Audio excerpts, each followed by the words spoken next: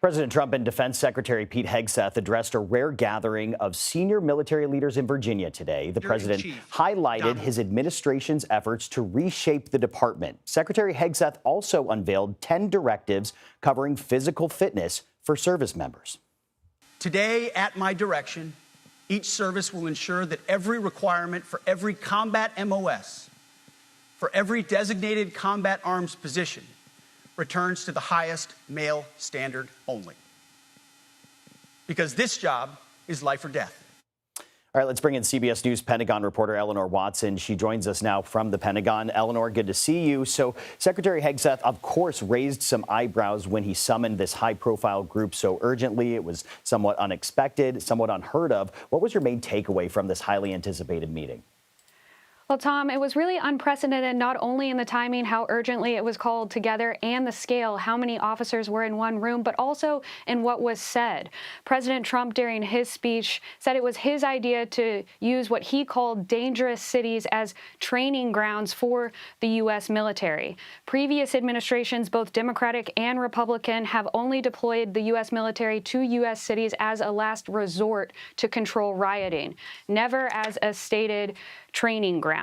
The troops sent to Los Angeles earlier this summer essentially acted as crowd control to protect federal buildings and federal agents. And the National Guard service members in Washington, D.C. have for several weeks now been collecting trash. Neither of those missions have much to do with combat and don't seem like they fit with Defense Secretary Hegseth's vision to restore the warrior ethos in the military.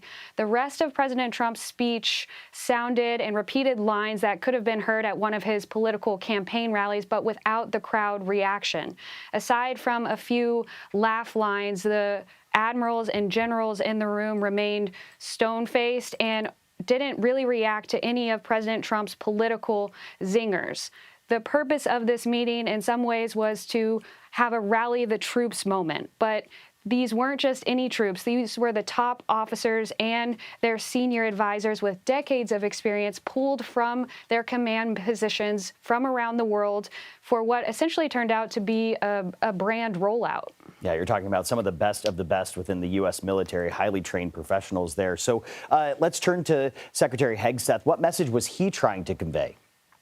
Well, Secretary Hegseth took to the stage and repeated many of the points he made in his book, War on Warriors, which he name-checked while he was walking around the stage during his speech.